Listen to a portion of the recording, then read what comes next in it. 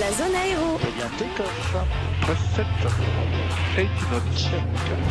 Ça prend pas de temps au bonsoir, de temps au 3, il y a 0 de gauche et attendez. Eh bien, bonsoir, de 31, on doit être 200 à 30, 102 ans. Good morning, ladies and gentlemen. You're all very welcome to room share flight number 8401 to London Heathrow. La zone aéro. La communauté francophone de l'aviation et des pilotes. Et bonsoir à toutes et à tous, soyez les bienvenus dans la zone aéro, j'espère que vous allez bien en ce mercredi soir. Et salut, hop, ils sont là, à nos deux compères, comparses, Cynthia et Nico. Comment est-ce que ça va les amis? Bonsoir à tous, ça va très bien et vous? Bonsoir. D'abord, ok. l'attaque sur Manu. Ah, il y a quelqu'un qui parle, il y a un reportage chez Nico. Seb, il a fait... Nico, il est sur TF1. T'as refait la déco. Ah bah non, c'est la déco de Perpy. C'est la déco c'était du pas bar comme ça mobile. avant. Bah oui, c'était comme ça. C'était comme ça. Oh, t'es pas très assidu. Il y a Julot qui rigole. Hein. Ah ouais.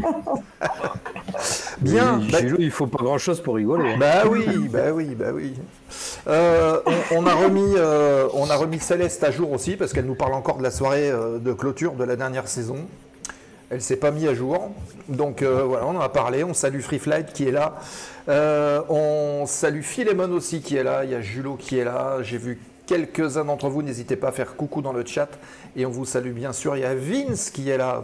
Bonsoir Vince. Bah écoutez, voilà, mercredi soir, un petit programme qui reprend. Alors restez bien avec nous puisque on en reparlera tout à l'heure. On va faire un petit coup de gueule. Hein, j'ai le droit d'en faire de temps en temps quand même. Ah, t'as un coup de gueule. Ah bah oui, ouais. On a annoncé un programme la semaine dernière, tout le monde était d'accord, on a eu les confirmations, on a fait faire les bandes annonces. Il y a notre magnifique Arline qui nous a fait les bandes annonces, donc il y a eu la post-production des bandes annonces. Les bandes annonces ont été prêtes, on a posté les visuels. Et puis là, bah, quand tout est parti, il y a 3 invités que je ne nommerai pas, qui m'ont contacté en disant « Ah ouais, mais... Alors il y en a, il m'a dit « Ah ouais, en fait, je suis pas là. » Alors que c'était la seule date qu'il m'avait donnée. Hein. Donc, ok, bon, eh ben, faut qu'on la fasse plus tard. Ouais, ben non, mais nous, plus tard, on a des trucs. Ah bon, hop, réglé. Et puis la deuxième, ah ouais, mais en fait, le patron veut pas. Ok, super. Il n'aurait pas fallu le régler avant, ça, ce petit détail. Mais bon... Que voulez-vous? Alors, ce qui est embêtant, c'est qu'il faut tout enlever. Alors là, je remercie. Je crois que Julot s'en est chargé aussi de contrôler un peu sur les réseaux ce qui avait été parti ou pas. Donc, il a fallu enlever. Il va falloir refaire des visuels. Alors, les visuels sont faits. Maintenant, il faudra tout remonter les bandes annonces. Et vous le savez, on est tous bénévoles ici et ça nous prend du temps pour rien. Donc, c'est un petit peu rageant quand des gens s'engagent à dire « Ok, c'est bon pour moi tel jour à telle heure », qu'au dernier moment, une fois que tout est publié, en disant « Ah ben non, mais en fait, je peux pas ». Voilà. Donc ça, c'est un appel aux autres invités qui viendront. Voilà, si vous le savez, si vous ne pouvez pas, dites-nous-le bien en amont. Ça s'appelle un manque d'éducation. Voilà. Ou de fiabilité, ou d'anticipation, je ne sais pas. C'est aussi simple que ça. Hein. Bon, en tout cas, on a réussi. J'ai passé mon dimanche en plus, remplacer deux émissions comme ça. J'ai passé mon dimanche et c'était pas prévu. Mais bon, que voulez-vous? Au moins, on a quand même un planning et justement, on verra en fin d'émission ce dont on parlera pour ces 2 remplacements-là. Voilà. On découvrira tout ça tout à l'heure en fin d'émission. Qui est-ce que j'ai pas vu? Moi, je trouve que c'est dommage quand même. C'est vraiment dommage que ça... En plus, c'est des professionnels, donc ils feraient pas ça dans leur vie de professionnel. Donc c'est vraiment dommage. Nous, on fait ça bénévolement et on ne se permet pas de faire ce genre de choses. Et même pour les gens qui avaient super envie de les voir et qui avaient hâte d'avoir l'émission, ben, c'est un petit peu dommage. C'est irrespectueux, je trouve. Mais bon, voilà. C'est comme ça. Après, il y a les contraintes. Je pense qu'il y a un manque d'anticipation ou quelque chose qui a fait que, ou peut-être qu'on met ça en deuxième plan derrière. Peut-être, hein, je ne sais pas. Mais dans ces cas-là, si c'est en deuxième plan derrière, on ne s'engage pas sur une date en disant « Ok, c'est bon pour nous, quoi ». Parce que derrière, ça impacte les gens. Je veux dire, il n'y a pas à avoir peur. On est juste là pour partager la passion de l'aviation. Donc, je veux dire, patron, pas patron, on parle d'aviation, on parle pas de... de choses qui fâchent. Exactement. Ok. Ouais. Bon, bah voilà, c'était ce que je voulais dire, mais voilà, au moins le message est passé, peut-être pour les prochains qui verront ou qui regarderont cette vidéo en replay. Évidemment, je vais remettre justement ma petite anti-sèche parce que j'en ai une, hein. À mon âge je commence de perdre la mémoire, donc je rappelle que cette émission évidemment elle est enregistrée, elle sera disponible pour les abonnés Twitch de la Zone Aéro dès la fin de cette émission en replay pour 14 jours et puis en replay YouTube comme d'habitude sur 15 jours, on a des stats qui sont pas mal et d'ailleurs je vous rappelle que il y a 2 émissions qui sont sorties là, fin de semaine dernière et début de semaine. C'est celle avec notre ami Zoul, François Levotte. L'émission elle est en ligne, vous pouvez la voir. Il y a eu déjà des retours où des gens ont dit c'est super sympa de découvrir des profils et puis surtout la manière de penser. Et puis on a Marie-Laure aussi qui a reposté gentiment le lien cet après-midi sur sa page. On avait fait une super émission avec elle sur les livres pour enfants qu'elle crée. Donc ces 2 émissions sont accessibles en ligne, vous pouvez aller les voir tout de suite sur YouTube, enfin tout de suite à la fin de l'émission évidemment, mais voilà, vous y aurez accès. Évidemment, si vous ne connaissez pas la Zone Aéro, si vous voulez la suivre, vous cliquez en dessous sur la petite cloche pour suivre les émissions, avoir les notifications et être prévenu quand il y a de nouveaux lives ou de nouvelles émissions en ligne. Pour nous soutenir, parce que c'est important de nous soutenir, voilà, vous faites comme Mike Alphagoff, il vient de le faire, vous voyez, ça fait clignoter là-dessous.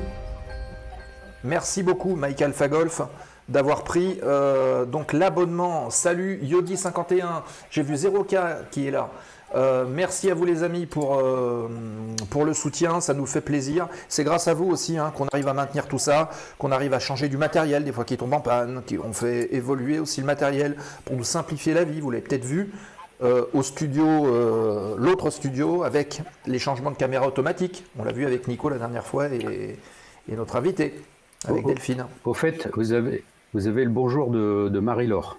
Ah ben voilà, merci beaucoup Marie-Laure. Voilà. Parce qu'en fait, son émission, comme son émission elle est sortie sur YouTube, je lui ai envoyé un petit texte pour dire que je vais pouvoir enfin écouter ses réponses. Parce que moi, je posais des questions par le chat. Et je tombais sur la pub quand elle répondait à mes questions. C'est ballot. Alors justement, voilà. Si vous ne voulez pas de pub, il faut prendre un abonnement sur Twitch. Hein. Ça vous coûte 2 cafés par mois. Ou alors sinon, vous utilisez votre Prime.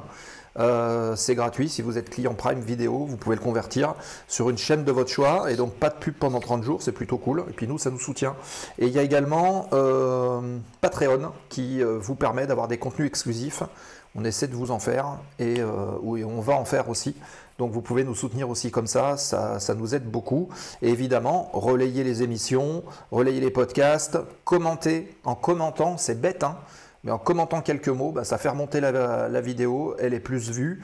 Donc nous, plus de visibilité, plus de crédit.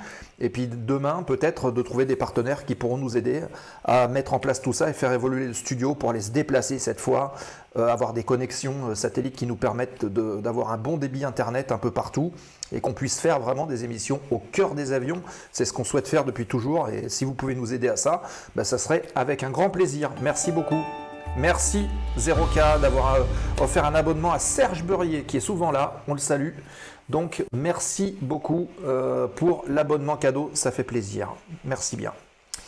Voilà, écoutez, je pense que j'ai fait le tour. On parlera du projet Ground School en fin d'émission, qui est un projet qu'on vous met en place pour celles et ceux qui souhaiteraient devenir pilote. On peut vous enseigner les différents modules du pilote privé ou du LAPL, le Light Aircraft Pilot License.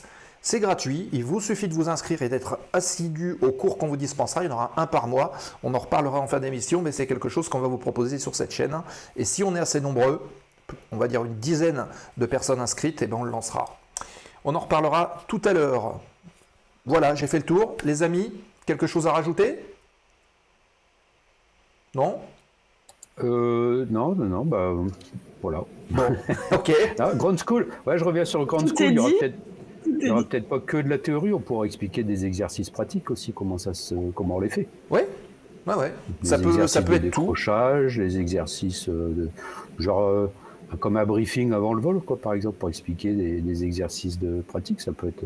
Tout est faisable, je pense. C'est une initiation pré-pilotage et avec ça, vous aurez un bagage qui vous permet, si vous le souhaitez, après de passer à l'action.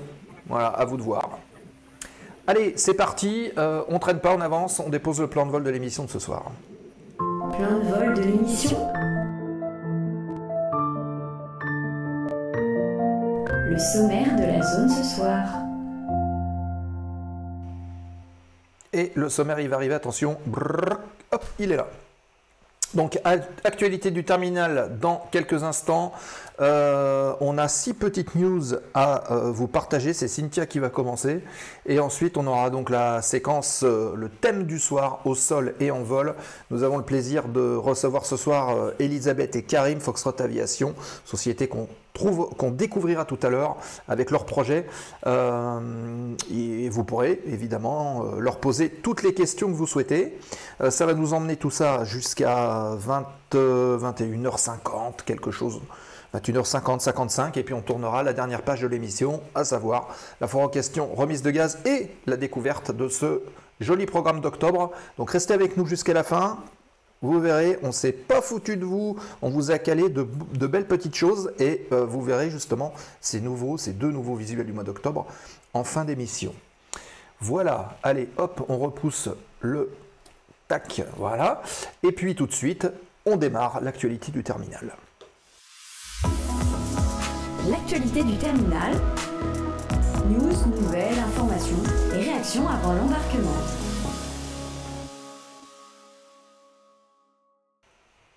Et nous sommes partis pour l'actualité du terminal. Et Cynthia, tu vas nous parler d'une vente assez insolite. Et oui, tout à fait, une vente assez insolite. Vous savez, on voit souvent sur la route des camionnettes bleues ou des kangous jaunes, type facteur, type agent EDF, pour pas citer de compagnie. Mais c'est vraiment des camions assez atypiques qu'on peut trouver et qui sont en fait vendus aux enchères.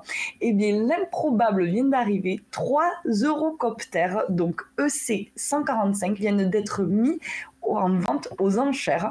Donc c'est le ministère de l'Intérieur qui les vend. Donc l'un d'entre eux est connu plus particulièrement sous le nom de Dragon 75 et il a exercé en effet pour la sécurité civile. Donc ces 3 hélicoptères datent des années 2004 et ont été retirés du marché du travail, si on peut dire ça comme ça. Ils n'exercent plus et ils sont stockés dans les hangars d'une compagnie qui s'appelle Babcock France sur l'aéroport de Dijon. Donc, si vous habitez près de Dijon, peut-être essayer de les voir d'un peu plus près. En tout cas, ils vont être mis aux enchères et les dernières propositions pourront être faites du coup le 23 octobre 2025 à 23h59. Après, ce sera trop tard. Donc peut-être renseignez-vous si jamais vous voulez acheter un petit hélicoptère pour faire vos petits trajets, voilà, pour aller au boulot. C'est peut-être le moment, on ne sait jamais. En tout cas pour les passionnés, j'imagine qu'il va falloir casser la tirelire parce que le prix doit être assez exorbitant, surtout qu'ils sont vendus pour pouvoir combler en effet la dette française puisqu'ils ne sont plus utiles à l'État, donc ils sont vendus pour combler cet endettement. Et ils sont très connus pour avoir été en fonction et pour être utilisés sur les interventions de la sécurité civile. Ok, alors quelques réactions dans le chat, c'est vrai. Vince qui nous dit ça fait suite au dernier live, on avait parlé avec Delphine justement des renouvellements de la flotte, ben voilà, vous voyez, ça commence. Et en plus on ne s'est pas concerté, donc c'est dans la suite logique. Et puis Free Flight qui nous dit cool pour faire une girouette dans la cour. Ah, Free Flight, on vit pas dans le même monde. Oui. Hein. Eh ouais. Ah là, je pense que ça doit se compter en millions quand même pour l'acheter parce que ça doit coûter un certain prix quand même. Ouais. Si quelqu'un a un rond-point dans son jardin. Bah voilà. À voir. Allez, on enchaîne. Je peux faire une petite dédicace à un ami qui a quand même un très bel avion dans son jardin près de Caser et qui fait visiter son bel avion avec des petites soirées à thème sur des voitures de collection, sur les époques des années 50 et tout ça. Et c'est très joli. Donc, s'il y en a qui ont l'investissement, ça peut être pas mal d'avoir un petit hélicoptère dans son jardin et faire des visites aux gens. Pourquoi pas? C'est un projet. On continue, peut-être que vous connaissez cet endroit, si vous y êtes passé, peut-être que des pilotes le connaissent parce que c'est plutôt côté piste. Nous sommes à Nîmes-Garons. Voilà, scène insolite à l'aéroport de Nîmes-Garons puisque c'est pas une maison mais la tour de contrôle et hangar qui sont squattés. C'est le terme utilisé dans la presse locale, en tout cas, puisque depuis 2022, une école de pilotage qui est installée dans la tour de contrôle, qui s'appelle ICAR Flight Academy, n'a pas en fait payé sa redevance et donc aurait dû quitter les lieux dès le mois de mai dernier, mai 2025. 4 mois plus tard, elle est toujours là. La justice a tranché et la presse nous informe que l'entreprise doit rendre les clés d'ici le 1er octobre sous peine de 300 € d'amende par jour de retard. C'est la métropole nîmoise qui est propriétaire du site et qui aurait déjà trouvé une nouvelle société qui serait prête à reprendre les locaux avec l'ambition de relancer l'activité de l'aéroport. C'est une affaire cocasse qui montre quand même que dans le monde de l'aviation, certains locataires jouent les prolongations mais pas sans conséquence. Et on a aussi une pensée pour les élèves en cours de formation dont la nouvelle ne fait jamais plaisir à apprendre lorsqu'on découvre que une école va mal avec les frais qui ont pu être investis à la fois pour le portefeuille et aussi pour le moral. Donc une pensée aussi à tous les élèves en espérant que tout le monde s'en sorte bien. Voilà. On continue ? Et on va parler de l'avion du futur. C'est dommage pour les élèves encore. Eh oui. Les pauvres élèves encore, c'est encore une école avec des élèves qui vont trinquer malheureusement. C'est comme ça. Enfin, c'est dommage, mais c'est comme ça. Alors, l'avion du futur. Donc en effet, on en parle souvent, les nouveaux avions, les économies d'énergie, le fuel, l'électricité, l'hydrogène, tout ça on en parle beaucoup. Eh bien il y a une compagnie, une start-up américaine en Californie plus précisément qui s'appelle Jet Zero qui s'est lancée en 2021, donc au sud de Los Angeles, sur le projet d'un avion donc, qui s'appelle le Z4, qui est un fuselage comme on peut le voir en V, avec deux moteurs à l'arrière et qui pourrait transporter jusqu'à 250 passagers pour une distance de 9000 km. Donc c'est plutôt pas mal quand même pour un avion du futur. Et ça serait avec à l'intérieur une nouvelle ergonomie, beaucoup plus de place, ce qui devrait ravir les clients dont on parlait la dernière fois qui n'avaient pas de place pour leurs bagages.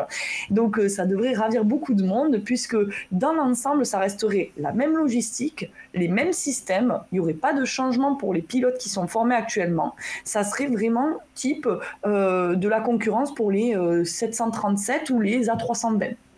Donc il y a quand même un sacré marché pour eux puisqu'ils sont très très concurrentiels. Ils proposent donc d'utiliser 50% de moins de fuel que les concurrents.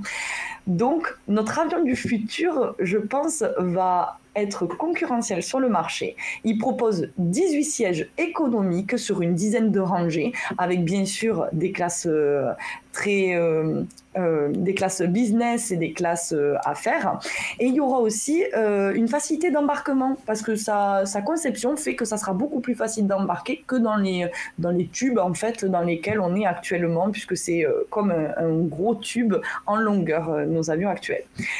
Donc les premiers tests sont prévus pour 2027. Le début donc de la commercialisation sera pour 2030. Donc c'est pas si loin que ça arrive très vite. Et le projet est à peu près de 4,7 milliards de dollars. Et il devrait créer 14 500 nouveaux emplois. Donc c'est plutôt quelque chose de positif. Ok. Nico, c'est le principe de l'aile volante ? Ouais, c'est ça, c'est une aile volante, on est proche de ça, ouais, un peu comme ce qu'ils ont maintenant le B2, le B1, quoi. Et puis, c'est Northrop qui avait... C'est Northrop qui avait lancé cette idée d'aile volante dans les années 30, déjà au début.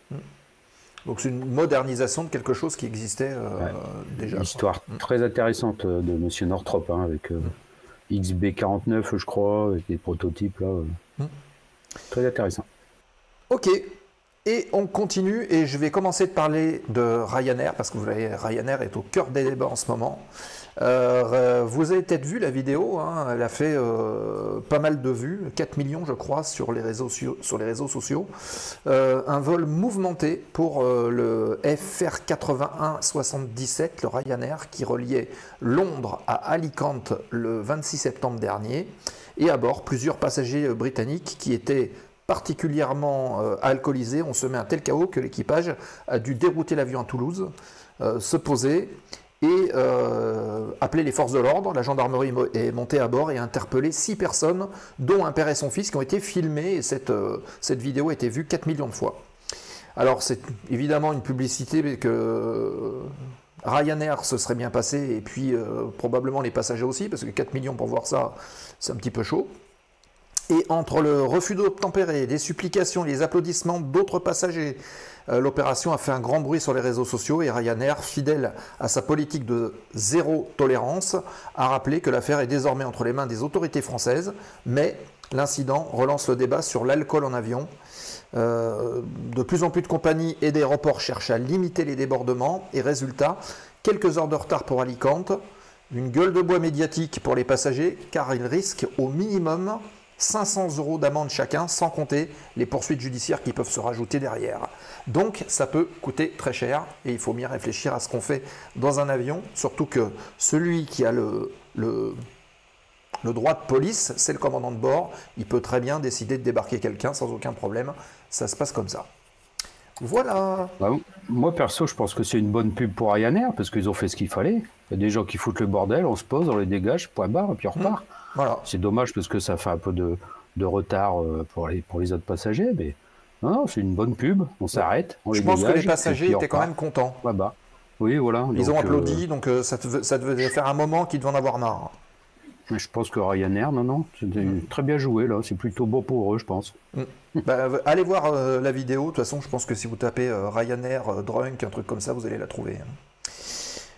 Et on continue chez Ryanair. Oui. Oh, pardon, j'avais coupé le micro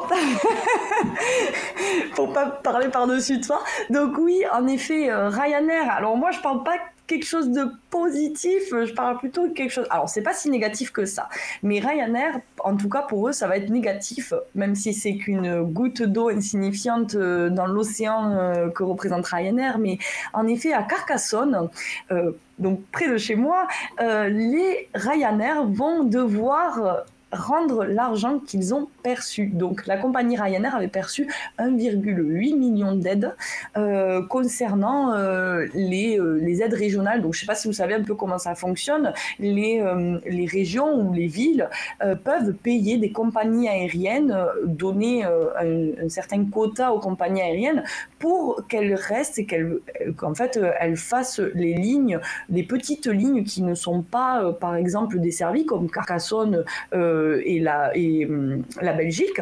Donc ils versent on va dire, ils paient des billets à Ryanair et après ils les revendent pour pouvoir réaliser ces petits vols charter, on va dire. Et donc Ryanair a perçu 1,8 million de ces aides et ils doivent les rendre. Pourquoi ? Parce qu'en fait, la commission de Bruxelles a statué et a dit que depuis 2001 jusqu'à 2011, il y avait environ 11,7 millions d'euros qui auraient été donnés à l'aéroport de Carcassonne pour ces aides-là, et que ce n'était pas justifié et surtout que c'était anti-concurrentiel parce qu'ils l'ont proposé à Ryanair et ils n'ont pas proposé aux autres. Donc ça dessert bien ces petites villes et ces petits vols charter, mais comme c'est pas concurrentiel, ils estiment que du coup c'est pas juste, donc ils doivent rendre l'argent. Et certaines lignes du coup par cet intermédiaire ont été coupées, voire complètement annulées. Elles n'ont pas été juste coupées partiellement, elles ont été complètement annulées, elles n'existent plus à cause de ça. Donc c'est dommage parce que ça peut aider dans certains aéroports qui n'ont pas beaucoup de services pour pouvoir faire du transport dans certaines villes ou par exemple pour Carcassonne qui n'est pas forcément aussi gros que Toulouse et ça évite de se taper 1h30 de voiture. Donc voilà, c'est un peu dommage tout ça. Ouais. Ok, on salue MLN208 qui nous fait un petit message. Coucou les amis, je passe vite fait, je suis un peu fébrile, je vais me coucher. Bonne récupération, Stéphane. Soigne-toi bien. Petite proposition d'évolution de l'overlay, ajouter le nom de la personne qui parle dans l'encadré. Ah ouais, mais là c'est compliqué, parce qu'en fait c'est des trucs qui sont automatisés et ça change à chaque fois. Donc merci Vince, on va voir, on va y réfléchir. On continue avec la dernière petite news historique du soir. Je vais vous parler du 1er octobre 1907 du côté d'Issy-les-Moulineaux à côté de Paris. Le terrain devient un terrain de jeu des pionniers de l'air, tandis que Arc Déconne enchaîne les tentatives ratées, finit la journée bredouille malgré son acharnement. Il y a un grand nom de l'aviation, c'est Henry Farman qui lui va briller. Et après plusieurs essais, le franco-britannique va réussir à faire décoller son aéroplane de 2 mètres par rapport au sol. Et il réussit d'abord un bond de 20 mètres, puis il pulvérise son propre record avec un vol de 80 mètres à 2 mètres de haut. C'est une performance qui contraste avec les échecs d'autres aviateurs présents, comme les frères voisins, le capitaine Ferber, qui inscrit Henry Farman parmi les figures montantes de l'aviation naissante. Il aura donné son nom à plein de choses dans l'aviation, y compris des avions. Voilà, c'était le 1er octobre 1907, donc il y a près de 100 ans. Alors, je voudrais juste faire une petite note, là, c'est que Henry Farman, en fait, il a acheté un avion aux frères voisins. En fait, c'est un avion des frères voisins, c'est eux qui l'ont construit.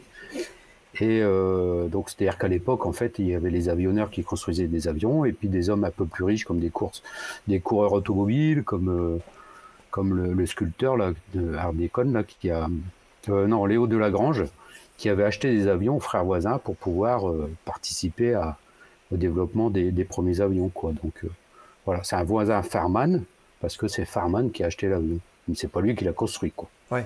Voilà. Ok, merci Nico pour ces petites précisions. Si vous avez des réactions à faire, faites-les dans le chat évidemment. Et tout de suite, on va rentrer de vive voix dans le thème de l'émission, c'est la séquence au sol et en vol. Et au programme ce soir, Foxtrot Aviation, 2 personnes qu'on va retrouver tout de suite, juste après le générique, enfin le jingle en tout cas que voici. Au sol et en vol, voici le thème de l'émission du jour.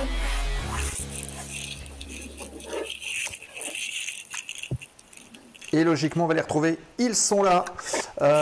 Merci les amis, Elisabeth et Karim. Bonsoir à vous. Est-ce que déjà vous nous entendez bien? De mon côté. Très bien également. Bonjour à tous. Eh bien, c'est parfait. C'est parfait, c'est parfait. Merci à vous d'avoir répondu à notre invitation pour nous parler de Foxtrot Aviation, qui est un petit peu votre bébé.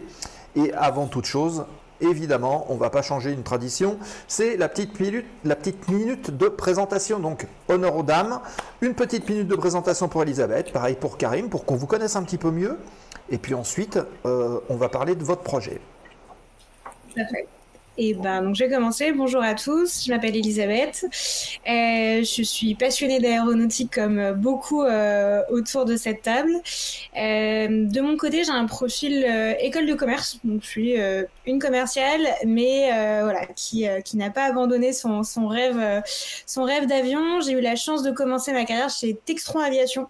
Donc les Cessna, les Beechcraft. J'ai commencé par vendre de la maintenance. Donc j'ai découvert le monde merveilleux de la maintenance, de la modification, mais j'ai aussi une double casquette en termes de passion. J'aime beaucoup la data et ça me manquait un petit peu, et j'ai eu la chance de rejoindre une super aventure française qui s'appelle Safety Line. On aura l'occasion d'en reparler, mais c'est une boîte française qui utilise notamment les données de vol des avions commerciaux pour optimiser la consommation carburant. Certains d'entre vous connaissent sûrement le système OptiClimb. Safety Line s'est fait racheter par le groupe Sita. Et donc, suite à ce rachat, on a décidé de lancer l'aventure dont on va parler aujourd'hui, qui s'appelle Foxtrot. Mais avant ça, je vais laisser Karim se présenter. C'est parfait. Merci Elisabeth. Karim Tekal, également dans le secteur aéronautique depuis maintenant assez longtemps, on ne dira pas exactement le nombre d'années. J'ai commencé au commissariat énergie atomique, qui pourtant, malgré l'aspect, on va dire, connu pour la partie nucléaire, en fait, a une grosse activité aussi autour de tous les systèmes critiques, donc aéronautique et aérospatiale, également. Et donc, à l'époque, on travaillait sur des sujets de validation des calculateurs primaires à 380. Donc voilà, ça vous donne un peu une petite idée de quand c'était. Ça date un petit peu. Et puis, dans le cadre de ce passage au CEA, j'ai mis le doigt dans l'engrenage startup, on va dire, avec un projet de spin-off à l'époque. Et puis une fois qu'on a mis le doigt dans cet engrenage startup, on y reste parce que c'est quand même très sympa. Et donc quelques années plus tard, après quelques aventures, j'ai rejoint SafetyLine en tant qu'associé. C'est là où j'ai rencontré Elisabeth et pour la société dans laquelle j'étais le directeur technique. Donc voilà, on a développé la société pendant une bonne dizaine d'années avec pas mal de compagnies aériennes de par le monde.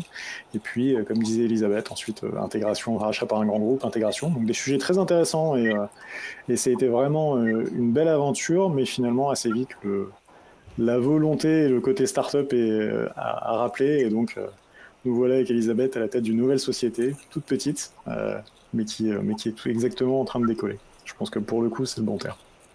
Ok. Très bien, merci à vous pour cette petite présentation. Il y a déjà des questions qui arrivent, alors je rappelle évidemment au chat que vous posez les questions, on les met de côté et évidemment on les incruste au fur et à mesure de la discussion. Cette émission elle est aussi pour vous, donc n'hésitez pas à créer le contenu et puis à poser les questions avant nous, ça peut être un jeu ça aussi, hein. Allez-y. Hein. Donc si j'ai bien compris, vous êtes connus dans la même société. Tout à fait. Exactement. Donc, on vient donc de l'aviation commerciale, de l'analyse de données côté aviation commerciale. Dans cette société, il y avait à la fois des problématiques donc liées à on l'avait dit, l'utilisation des données de vol pour l'optimisation carburant. Il y avait aussi un SMS. Voilà. Donc, on vient de cette culture très sécurité et data. Mais quelque chose qu'on n'a pas dit dans notre présentation, c'est qu'on est également pilote privé. Et donc, voilà. En venant comparer un petit peu cette expérience, on va dire très pro de l'utilisation des données par les compagnies aériennes, par le monde de l'aviation commerciale, et si on le compare à notre expérience de pilote privé, on va dire qu'il y a un petit gap qui se creuse et le constat vient pas forcément de la partie techno. Je pense ça sera l'une des questions. Le point de départ de Foxtrot, c'est vraiment de se dire qu'aujourd'hui, les technologies d'analyse de vol, finalement, elles sont accessibles, aussi bien pour un avion léger que pour un avion commercial. La question, c'est pourquoi c'est pas encore aussi développé sur le pan, que ce soit pour la formation ou que ce soit pour le loisir. Et ça a été tout le début de Foxtrot. Voilà. Ok. Pour compléter un peu ce que dit Elisabeth, c'est effectivement le point de départ. Je pense que on est tous assez au fait du sujet des boîtes noires en aviation commerciale. Et en fait, on se rend compte que finalement, ça n'existe pas ou très peu côté aviation générale. Donc c'est effectivement ça qu'on a voulu développer, et nous étant spécialisés dans le traitement de données, d'enregistrement de données aéronautiques, on s'est dit il y avait une vraie transition à faire, un vrai accompagnement à faire là-dessus. D'accord, ok, très bien. Nico, Cynthia, si vous avez des questions. Non, j'écoute là pour l'instant, et puis savoir un peu ce que c'est que ce boîtier d'espion. Moi j'ai une petite question avant. C'est très pratique effectivement pour les instructeurs, pour les débriefings et tout ça, c'est très pratique. Ouais. Cynthia, vas-y. Moi j'ai une petite question. Ouais, je me demandais pourquoi Foxtrot. Comment vous est venu ce nom? Parce que c'est assez rigolo quand même, il fallait y penser. Comment ça vous est venu? Elisabeth, tu veux expliquer ou j'y vais? Tu es l'initiateur de l'idée, je te laisse. Non, en fait, je sens qu'on va rigoler là. Alors, pas tant que ça. Hein. C'est pas. On cherchait un nom un peu simple, on va dire, pour le projet que tout le monde retienne.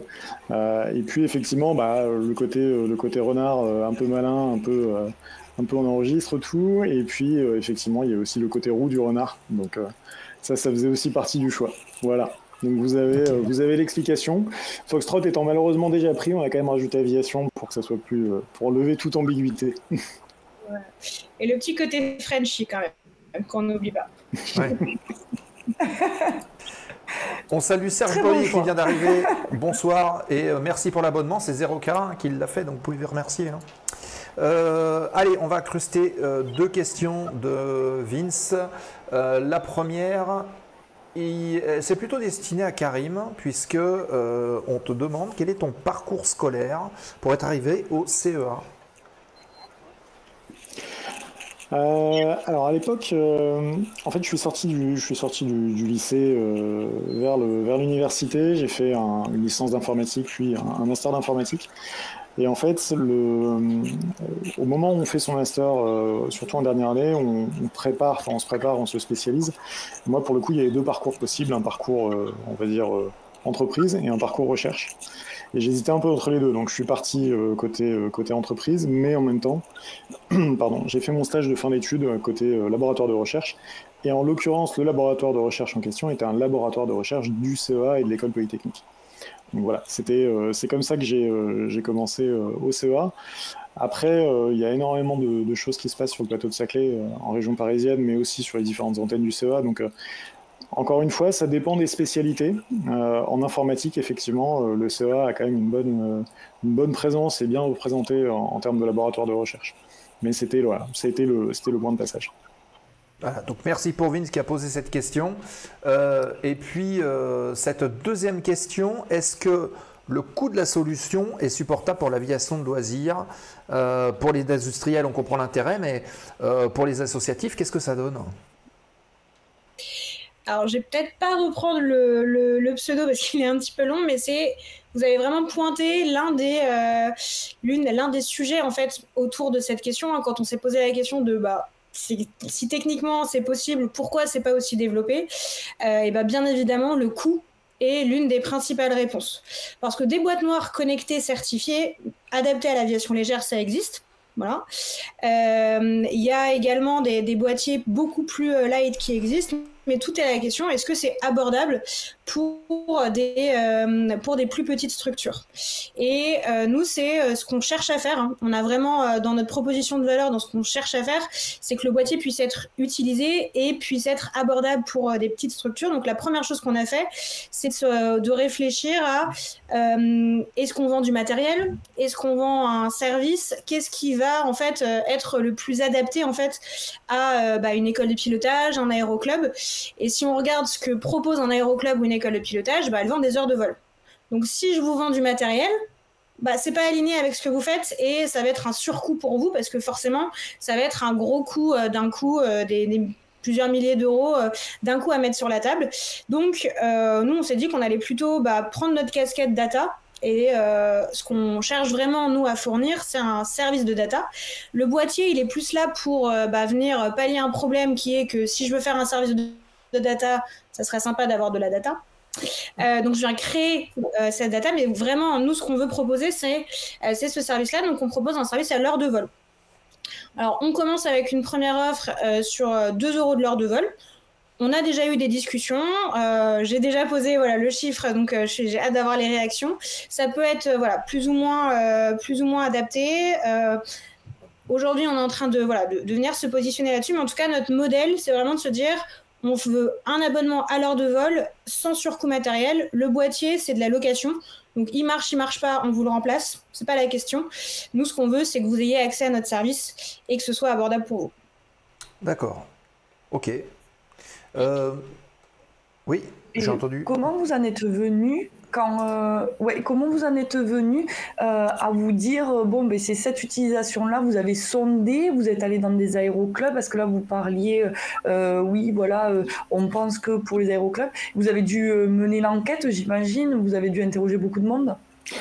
Comme toute idée, comme tout point de départ, en fait, c'est venu de quelque chose qu'on a subi. Je pense qu'il faut pas.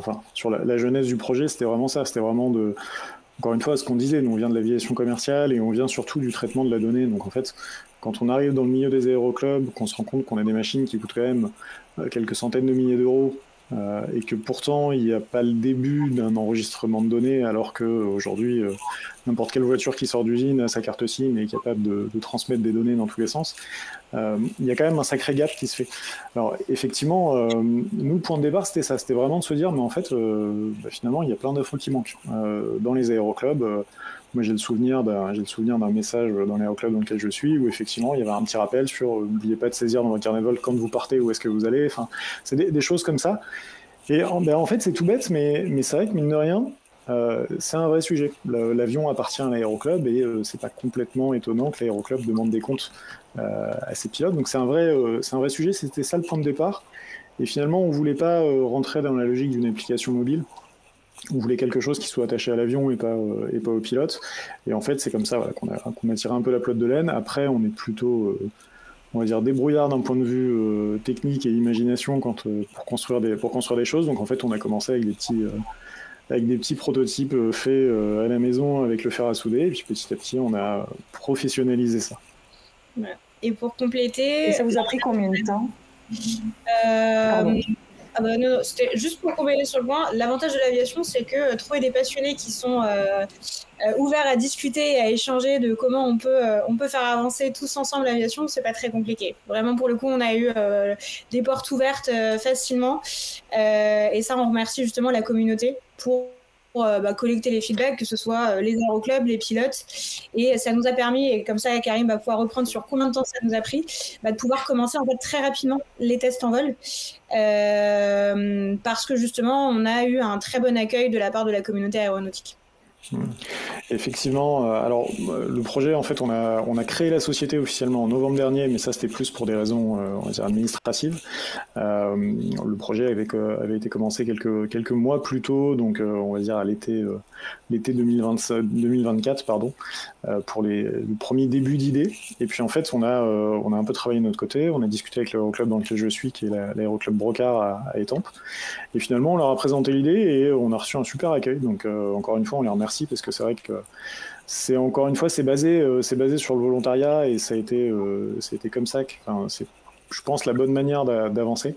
Mais en tout cas, on a reçu un super bon accueil et on a pu équiper quelques avions du club et commencer à faire des premiers enregistrements de données, se rendre compte qu'il n'y avait rien qui marchait, retravailler notre copie, faire pas mal d'itérations et petit à petit, on a des choses qui ont fonctionné de mieux en mieux. Et je pense que c'est important de le dire. Il y a vraiment un vrai côté itératif et on a essuyé pas mal de galères avant d'avoir quelque chose qui marche quand même plutôt bien. C'est comme tout projet, de toute façon. C'est rapide un an quand même. Hein.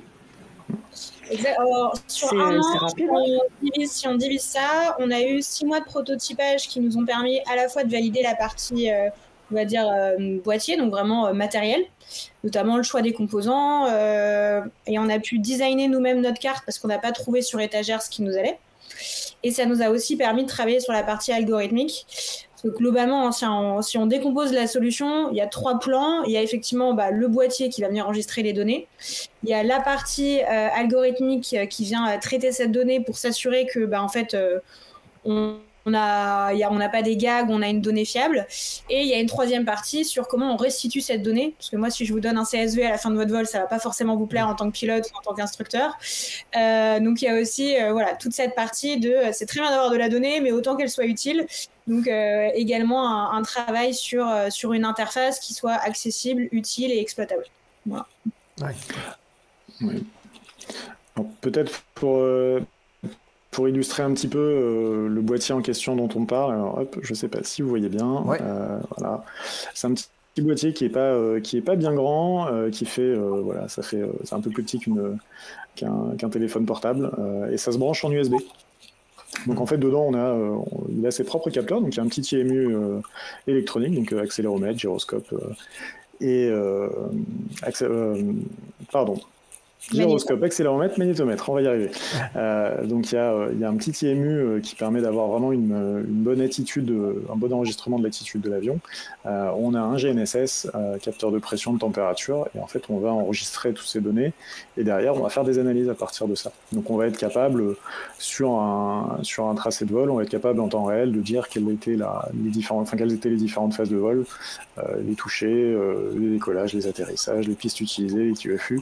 Donc voilà, on fait pas mal de calculs. L'idée étant que le pilote, quand il revient de son vol, en fait, il a directement accès à toute sa trace et a directement des informations sur le nombre d'atterrissages qu'il a fait. Donc, ce boîtier, il est à l'intérieur du cockpit, il n'est pas dans la cellule ? Il est à l'intérieur du cockpit. En fait, il est placé, alors pour les installations, pour donner des exemples d'installations sur les 2 élixirs qu'on a dans l'aéroclub, il est placé tout simplement dans la boîte à gants. Il y a des petites prises USB juste à côté. Donc en fait, on se branche sur la prise USB, on récupère que du courant. Réglementairement, comme ça, on est bien dans les clous. On récupère que du courant et on est branché là. Sur les APM qui sont également dans le club, là, on est branché au niveau de la plage arrière. Il y a une petite prise 12 volts, donc un petit convertisseur USB et on se branche comme ça. Donc, en fait, techniquement parlant, ce boîtier est exploitable pour les avions qui sont non pressurisés, parce que dès lors qu'il y a une pressure, ça va modifier notamment les valeurs d'altitude. Alors, on utilise deux choses. On utilise l'altitude du GNSS et on utilise la pression. Aujourd'hui, notre mesure principale d'altitude, ça va être le GNSS. La pression est là en complément pour certaines analyses, mais on va se baser sur le GNSS pour ensuite dériver une altitude MSL, une altitude AGL, etc. D'accord. Ok. Deux petites questions. Ouais, vas-y Nico, puis je posais deux questions du chat après. Ouais, donc le boîtier est dans l'avion et après il faut le prendre et le brancher sur l'ordinateur pour avoir les données ou comment ça se passe? Alors, non, justement, c'est tout l'intérêt, c'est qu'en fait le boîtier est en 4G. Donc en fait, il va transmettre en temps réel toutes les informations. Et c'est ça en fait qui je pense est le point, pas le plus important, mais un des points les plus importants, c'est qu'en fait on a toutes ces informations en direct. Quand on disait, on fait tout un tas de traitements sur la donnée, en fait on l'a fait côté serveur, on fait ces données côté serveur en direct. Donc en instantané, vous savez où sont vos avions. Ouais. D'accord. Et je veux dire, l'altitude, elle ne gêne pas si on monte à 7, 8, 1000 pieds là, pour la 4G ou... Si, alors au bout d'un moment, effectivement, ça va gêner. C'est pour ça que le boîtier, en fait, il a une mémoire qui lui permet tout simplement de stocker les données quand il n'arrive pas à les transmettre et ensuite de les redescendre vers le sol. Au moment où il récupère la connexion. Alors, sur cet aspect-là, ce qu'il faut savoir quand même, c'est que effectivement, ça a été un gros travail sur la carte électronique, c'est d'avoir une antenne 4G qui est très efficace. On a d'ailleurs, on pourra peut-être en reparler un petit peu plus tard, on a d'ailleurs beaucoup travaillé, on a itéré justement sur la partie 4G. L'antenne est à l'intérieur du boîtier, mais pour autant, elle capte quand même extrêmement bien, malgré typiquement la cellule de l'Elixir, qui est une cellule avec pas mal de composites. Malgré tout, ça fonctionne quand même assez bien, donc on est plutôt satisfait. Mais effectivement, on a cette logique de dire les moments où ça capte pas, on bufferise, et puis dès qu'on retrouve, on réenvoie tout ça. Vous avez parlé de l'Elixir, là, vous n'avez pas contacté justement la société Elixir pour qu'ils puissent intégrer le boîtier dans tous leurs avions à la demande de leurs clients, que ce soit une option? Alors ça, c'est, on va dire, un point de toute façon qu'on a en tête, parce que vous avez totalement raison. La problématique qu'ont les exploitants, les constructeurs ont la même.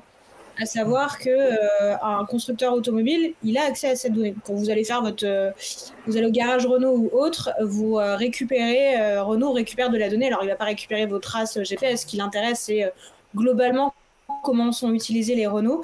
Effectivement, les constructeurs, on était à Aéro Friedrichshafen en mars dernier. On a pu rencontrer différents constructeurs, dont Elixir. Donc c'est un sujet qu'on a ouvert avec eux et qu'on sera ravis de poursuivre en fonction des résultats qu'on aura. Et d'ailleurs, effectivement, il y a des choses qui peuvent se voir déjà au niveau d'une flotte. Quand on a travaillé avec Brocard, on a quand même eu plus de 5 mois d'exploitation, donc il y avait quand même des choses à analyser et on a pu faire des premières analyses comparatives. Et encore une fois, ce qui intéressait l'aéroclub, tout comme ce qui intéresserait le constructeur, c'est pas l'analyse d'un vol en particulier, ça on va être plutôt dans une débriefing, c'est plutôt globalement, par exemple, comment est mon plan d'approche avec mes avions. Est-ce que mes pilotes respectent le plan d'approche ou est-ce qu'il y a des petits rappels à faire? Ça, c'est plus pour une démarche exploitant. Et pour une démarche constructeur, ça serait de se dire, en fait, comment sont vraiment utilisés mes avions pour que je puisse améliorer mon produit pour qu'il réponde vraiment aux besoins de mes clients. Ok. On va faire un petit point sur les questions du chat. Et puis, Nico, tu pourras reposer la prochaine ensuite. C'est Kyle déjà qui pose cette question. Quel est l'avantage de votre solution par rapport au système FLARM? Donc le système FLARM, c'est le système qui permet d'identifier d'autres aéronefs quand on est en l'air. Karim, tu veux prendre ou tu veux que je... Vas-y Elisabeth. Donc le système FLARM, comme on vient de le dire, c'est un système anti-collision. Donc nous, on vient plutôt en complément d'un système FLARM. On va plutôt réfléchir à venir enrichir des systèmes comme SafeSky, par exemple, vient justement combiner plusieurs sources de données dans un but anti-collision. Nous, le besoin sur lequel on vient se positionner, c'est pas l'anti-collision. On sera ravis de pouvoir participer, mais c'est pas forcément ça. Nous, on est vraiment plutôt sur l'analyse de vol, le suivi en temps réel, mais pas pour de l'anti-collision, plutôt pour les personnes au sol, hein. L'instructeur qui veut surveiller son élève en solo, le prochain pilote qui doit prendre l'avion, qui veut regarder s'il arrive en gros dans une demi-heure ou dans une heure, ou s'il va être à l'heure sur le planning, voilà, sur la partie temps réel. Et ensuite, notre plus-value, ça sera beaucoup plus sur l'analyse post-vol, soit pour des questions de débriefing, soit pour des questions d'organisation, suivi des heures, et aussi pour des applicatifs de maintenance. Venir détecter si l'avion a eu moindre dommage qui n'aurait pas été en fait ressenti par le pilote. Ça, c'est des choses qu'on va pouvoir voir. Et sur une maintenance plus long terme, avoir un tracking des heures plus précis que ce qu'on a aujourd'hui, être capable de venir justement s'assurer que la machine pourra rester opérationnel le plus longtemps possible pour que tout le monde puisse en profiter en sécurité. Ok, d'accord. Question suivante, c'est Vince qui la pose. C'est votre travail à temps plein ou est-ce que c'est un travail en plus, à côté, ou peut-être les deux en début de projet ? Alors, c'est devenu un travail à temps plein au fur et à mesure du temps. Bon, après, on a expliqué que c'était quand même assez rapide, donc ça reste un travail à temps plein, effectivement. On va dire que dans une carrière professionnelle, c'est un lancer de dés sur le succès ou pas. Je pense qu'il faut plutôt voir ça comme étant une belle aventure, et encore une fois, c'est plus, on va dire que c'est vraiment toute la partie cheminement, tout le développement de la société qui est vraiment intéressant. Donc c'est aussi ce qui fait que c'est un travail à temps plein. Aujourd'hui, on gagne pas du tout notre vie avec ça. C'est notre objectif évidemment, mais on en est au tout début, donc finalement c'est normal. D'accord. Ok. Oncle Fernand qui pose cette question, s'il n'y a pas de prise de courant dans l'avion, est-ce que ça peut marcher sur batterie et si oui, avec quelle autonomie ? Allez, je vais prendre Elisabeth si ça ne te dérange pas. Alors, s'il n'y a pas de prise de courant, effectivement, ça peut marcher sur batterie. Nous, de manière volontaire, on n'a pas mis de batterie dans le boîtier pour des raisons de sécurité des vols. On a pris ce parti de ne pas avoir de batterie, de ne pas imposer une batterie finalement. Sur une batterie externe, ça peut fonctionner assez longtemps, dans la mesure où vraiment en pic, à savoir en étant à 5 cm de l'antenne 4G comme durant nos tests de compatibilité, ça monte à 1 ampère pour 5 volts. En pratique, on est plutôt dans du 50 mA. Donc, si vous faites le calcul, n'importe quelle batterie externe de 10 000 mA, ça peut tenir quelques centaines d'heures dessus. Donc, ça consomme vraiment très peu et c'est vraiment tout l'intérêt aussi des technos qu'on a utilisés. Ok, une question un petit peu technique aussi de Philémon. Steering ou pas, les cartes SIM. Alors là, on parle à des experts. Là. Ouais, je prends. Elisabeth, je pense que tu m'en voudras pas, encore une fois. Non, elles sont pas steer nos cartes SIM, elles sont multi-opérateurs. Ça a été, quand on parle d'itération, alors pour expliquer un peu, steer, en fait, c'est est-ce que la carte SIM a des réseaux préférentiels. Donc, il y a des cartes SIM mono-opérateurs qui ne se connectent qu'au réseau Orange, qu'au réseau Free. Il y a des cartes SIM multi-opérateurs, donc là on va avoir des cartes SIM qui vont être capables déjà de se connecter de manière assez transparente sur Bouygues, SFR, Orange, tout ce qu'on veut. Et puis derrière, en fait, le truc c'est que si elles sont steer, si le réseau Orange est disponible, elles vont de manière préférentielle sélectionner le réseau Orange, par exemple, pour l'exemple d'Orange, même si c'est pas le réseau qui capte le mieux. Donc en fait, effectivement, nous on utilise des cartes qui sont pas steer, justement pour qu'elles puissent se connecter au meilleur réseau, peu importe l'opérateur. Et pour ça, on a un fournisseur qui nous fournit ces cartes SIM. Voilà, Philémon dit merci Karim pour la réponse. Je pense qu'il est satisfait. Cynthia, Nico, est-ce que vous avez une question ? Moi j'en ai une.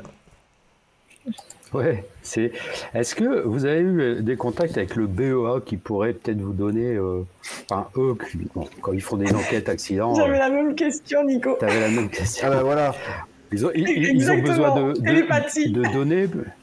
de données plus ou moins particulières, quoi. Donc, est-ce que vous avez intégré ces données-là par rapport au BEA dans le boîtier ? Alors, ce qu'il faut savoir, c'est qu'en fait, l'approche qu'on a prise, c'est de ne pas avoir un boîtier qui va être résistant au crash.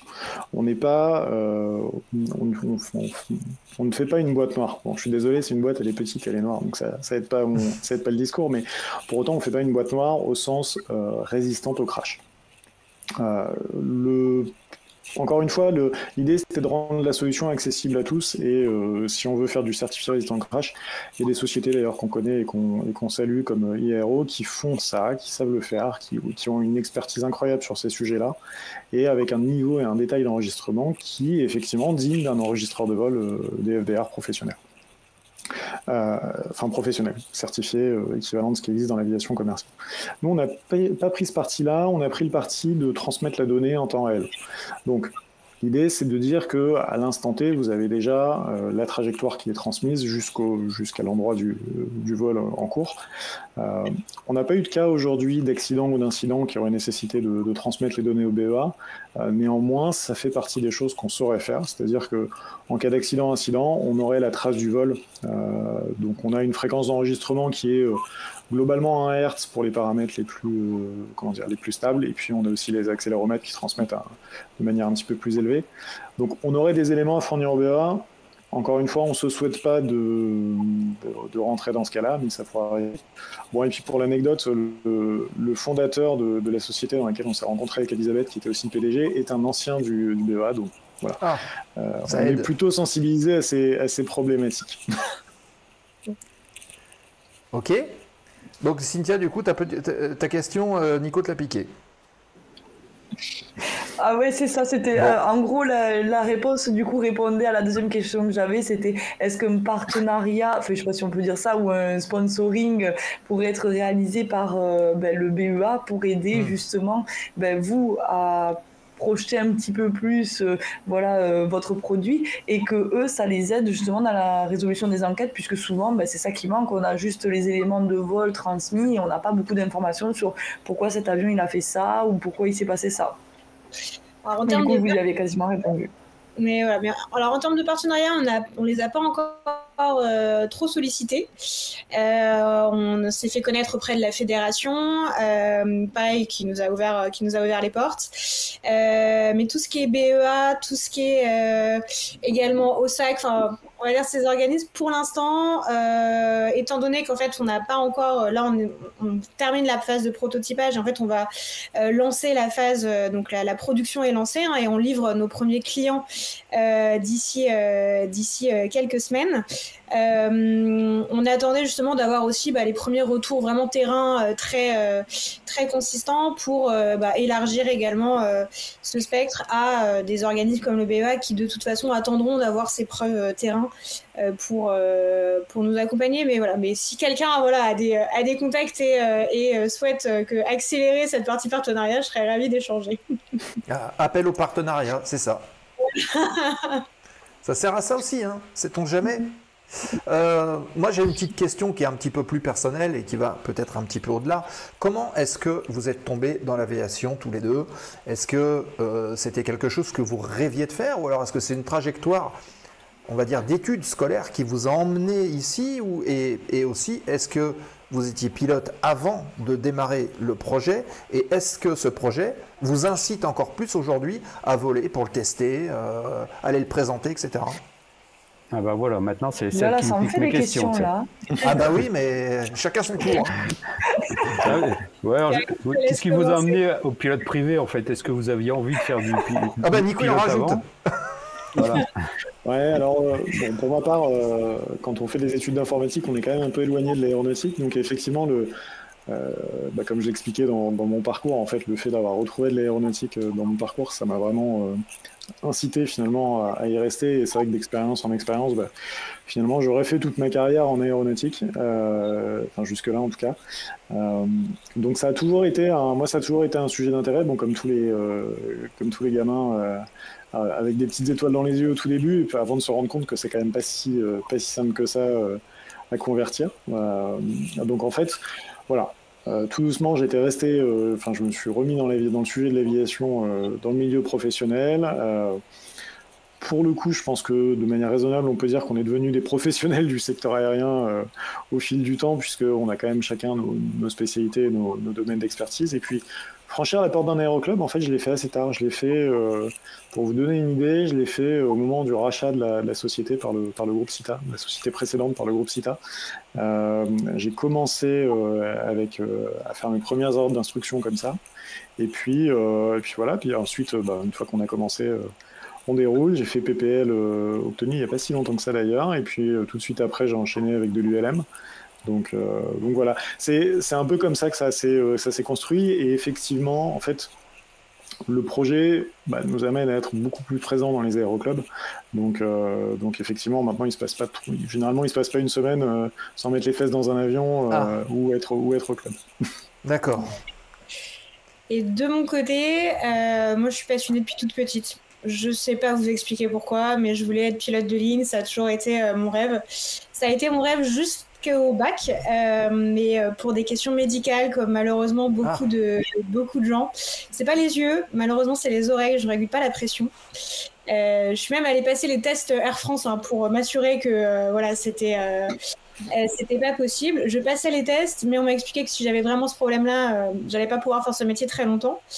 Et comme j'étais trop triste de ne pas pouvoir réaliser mon rêve et que j'avais la chance de pouvoir choisir un peu les études que je voulais, je me suis dit, si je pars en ingé, je vais être trop frustrée de ne pas pouvoir alors qu'il y a plein d'autres carrières, et maintenant je le sais, mais sur le coup je pense qu'il y avait accusé le coup de la déception. Donc je suis allée en école de commerce et je me suis dit que l'aviation ça serait mon plaisir, mais que j'irais faire autre chose.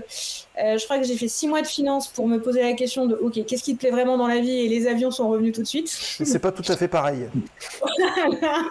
Après on peut faire de la finance en aéronautique, hein, c'est pas incompatible, mais je voulais quelque chose d'un petit peu plus opérationnel, et donc avec un profil commerce pas toujours évident si vous voulez pas faire de la com ou du marketing, qui sont des très beaux métiers, mais moi c'était quelque chose de plus terrain que je voulais, et j'ai eu la chance de tomber sur un graduate programme chez Textron. Donc j'ai passé 6 mois dans leur usine à Wichita, et l'avantage des Américains c'est que ils vous choisissent et ils vous forment. Donc vraiment, on a commencé avec Aviation 101. Et donc ça a commencé comme ça, et j'ai décidé de plus quitter l'aviation. Voilà. Okay. Et je m'étais toujours dit que sur la partie donc pilote privé, que ça serait ce que je m'offrirais en premier en tant que jeune professionnel.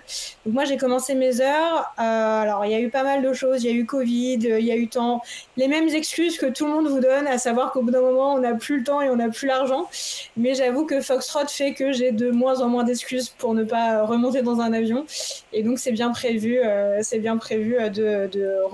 passer enfin officiellement mon PPL, parce que j'étais pas allée jusqu'au vol solo, mais pas le PPL, mais Karim me titille tous les jours pour que j'y retourne, et donc quand Foxtrot aura explosé, ça sera la première chose que je ferai. Ah ben, faut venir nous voir dans Ground School, hein, parce que là, on va être dans le schéma, là, attention. Hein. On salue c'est ça, avec 3 sculpteurs là, forcément. Ah oui. Il y a 7HL qui vient d'arriver, il y a Fingerbolt 04 aussi qu'on salue bien. Cette petite question, tant qu'on y est, du chat. Et c'est Vince qui dit, pour rester sur les cartes SIM, est-ce qu'elles sont spécifiques pour les IoT? Alors moi je ne sais pas du tout ce que c'est, il faut m'expliquer, avant de transférer un certain volume de données. Alors effectivement, alors IoT c'est Internet of Things, donc c'est en fait finalement toutes les petites choses dans lesquelles on veut glisser de l'informatique pour remonter de la donnée ou pour les connecter. Donc ça va, je vais être très généraliste, de la domotique à des choses bien plus complexes. Dans l'aéronautique, de mémoire, il y a quelques sujets qui sont assez intéressants sur, par exemple, les matériels aéronautiques sur les plateformes aéroportuaires. Mettre des petits tags pour être capable de retrouver où sont les 400 000 passerelles possibles et imaginables qui se baladent à Roissy, par exemple. Donc, il y a tout un tas de projets comme ça qui existent en IoT et plus spécifiquement dans l'aéronautique. Donc pour revenir à la question, effectivement, on est sur des fournisseurs qui se positionnent sur du gros volume de cartes SIM. Et effectivement, c'est vraiment une logique de plateforme. C'est-à-dire qu'on n'est pas du tout avec un opérateur classique qui nous fournit une carte SIM avec le numéro de téléphone, etc. Là, on est vraiment sur on achète les cartes SIM par pack de 100 et on a des volumes de données groupés sur l'ensemble des cartes SIM avec des plateformes de gestion autour de ça. Ok, bon, c'est des questions assez techniques. On a la communauté qu'on mérite en même temps. Et Philémon qui dit, est-ce que votre offre logicielle prendrait en charge la facturation, par exemple, lors de vol ou la refacturation d'une taxe d'atterrissage, etc. ? Alors c'est tout à fait l'un des cas d'usage qu'on a identifié. On parlait, quand on a échangé rapidement, le besoin aujourd'hui de suivi d'heures de vol, il est très lié à la facturation, à la refacturation d'une taxe d'atterrissage. Pour ceux qui n'auraient pas forcément le cas d'usage derrière, c'est bête, mais il y a pas mal de plateformes qui vont envoyer à l'aéroclub la facture de taxe d'atterrissage, mais par exemple qui vont vous dire c'est le mardi 19 septembre. Sauf que si mardi 19 septembre, vous avez 5 personnes qui ont volé, vous n'avez pas l'heure, s'ils ont fait qu'un toucher sur la plateforme, vous ne savez pas forcément qui est allé sur telle plateforme. Donc il y a vraiment des enjeux derrière, ça prend du temps. Et potentiellement, c'est soit des pertes pour l'aéroclub parce qu'il n'a pas le temps de faire ce tracking, soit des problématiques de suivi. Donc tout à fait, nos données vont nous permettre d'avoir ces informations-là. Après, le but, ça ne va pas être de refaire un outil de facturation, ça va plutôt être de venir s'intégrer en fait directement dans vos outils actuels. Donc on sait que Flysto est par exemple une solution qui est très répandue. Notre stratégie, ça va plutôt être de se rapprocher de ces outils-là pour être fournisseur de la donnée qui va manquer, ou en tout cas se dire que pour chaque vol, vous savez où sont partis vos avions parce que on a un algorithme qui vient détecter les terrains, par exemple. Donc même sur un toucher, on est capable de savoir où est parti l'avion et d'enregistrer cette donnée. On est capable sur les heures de venir calculer les heures blocs, les heures vol, voire même les heures moteurs. Donc ces données-là, en fait, on va être capable de les fournir à un fournisseur. Donc soit vous pouvez les retrouver dans la plateforme, mais le but pour que ce soit plus pratique et que ça réponde vraiment aux besoins qui vient d'être exprimé selon nous, ça va plutôt être de venir s'intégrer dans votre outil de facturation, dans votre outil de calendrier pour que tout soit intégré et qu'il n'y ait pas de gag ou cette perte de temps parfois qui peut être très fastidieuse pour les opérateurs. Voilà. Alors, je vais aller un cran au-dessus. Est-ce qu'il serait susceptible d'imaginer un outil supplémentaire qui pourrait aussi être connecté, je ne sais pas moi, aux ECU du moteur pour retransmettre les temps de fonctionnement, peut-être les défauts qui ont été constatés, parce que ça c'est de la donnée brute, et puis les renvoyer, je sais pas, à la mécanique pour leur dire attention, là il y a eu un truc. Alors, dans ce cadre-là, on commence à toucher un sujet qui est un peu, on va dire, un peu plus complexe d'un point de vue réglementation. C'est-à-dire qu'en fait, la réglementation, finalement, nous autorise à prendre du courant sur l'avion, mais ne nous autorise pas à nous brancher à l'avionique, parce qu'on est quand même sur des appareils qui sont non certifiés, enfin on est sur un boîtier qui est non certifié, donc effectivement si on se met à se connecter à quelque chose de certifié, on met le doigt finalement dans un... on va dire on pourrait amener des risques pour la sécurité des vols, si on raisonne d'un point de vue purement certification et logique de certification. Donc si on veut faire ça, d'aller récupérer des paramètres avioniques, il faut absolument avoir un boîtier certifié. On n'a pas encore décidé si on ira dans cette direction à un moment ou pas et comment on le fera. Toujours est-il que aujourd'hui, ce qu'on se dit, c'est que finalement, notre boîtier, il n'est pas au bout de sa ressource. Typiquement, on prend l'exemple des accéléromètres. Bon, la particularité d'un moteur, une fois que d'un avion, une fois que le moteur est en route, c'est que ça vibre pas mal. Donc voilà, ça vous laisse imaginer un petit peu comment est-ce qu'on peut calculer les heures moteurs. Pour autant, on ne saurait pas aller récupérer un message ECAM ou des températures ou des pressions. Ça, c'est pas des choses qu'on saurait récupérer sans être connecté au moteur, sans être connecté, à l'avionique. Oui. Ok. Il y a peut-être aussi des questions de coût, parce qu'on sait très bien qu'une certification d'un équipement, ça coûte hyper cher. C'est tout à fait pour ça que Karim disait qu'aujourd'hui, on n'a pas encore pris la décision d'aller vers la certification. En tout cas, la décision initiale, c'est de ne pas y aller, justement pour rester dans des coûts abordables et de se dire que de toute façon, passer de rien, quand on n'a pas forcément de système existant, à déjà un premier niveau d'analyse qui va déjà loin, en restant dans le cadre réglementaire, donc on a une qui, pour ceux qui le connaissent, hein, c'est les PED, hein, les Portable Electronic Device, voire même la CSTAN si on veut installer de manière pérenne l'élément. Hein. Ça, c'est tout l'avantage en fait de la réglementation d'avions légers, c'est justement qu'elle est quand même ouverte à ce type d'initiative. Et donc, nous, on préfère s'intégrer là-dessus pour pouvoir proposer une solution abordable, efficiente et déjà prouver que ça marche. Et ensuite, quand effectivement, il y aura vraiment des indicateurs manquants et qu'on aura une solution qui nous permet de garder notre promesse, à savoir de rester sur des coûts abordables et avec un niveau de service qui soit ce qui est attendu, on ira. Mais on n'y est pas allé de but en blanc justement parce qu'on pense qu'aujourd'hui, si c'est pas autant répandu, c'est vraiment qu'il y a un frein au niveau du coût. Et si vous dites certification, derrière, vous ne pouvez pas offrir une offre qui soit accessible à tous. D'accord. Ok. Oui. Pardon.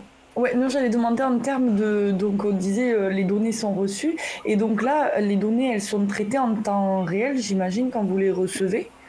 Combien de temps ça vous prend pour traiter? Parce qu'il faut que vous puissiez après les ressortir et les renvoyer.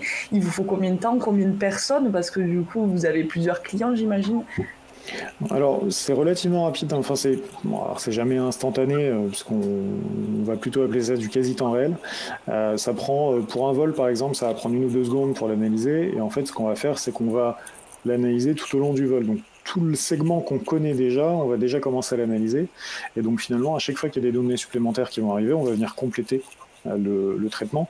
Ce qui fait qu'en temps réel, on a eu l'exemple aujourd'hui sur quelques vols sur lesquels on travaille en même temps, on fait du développement en même temps, donc ça nous permet de tester sur des vols en cours nos chaînes de traitement, où en fait finalement l'avion est encore en l'air, on a déjà détecté qu'il a fait un toucher à Pithiviers et qu'ensuite il est parti à Orléans et qu'il est en route pour Orléans.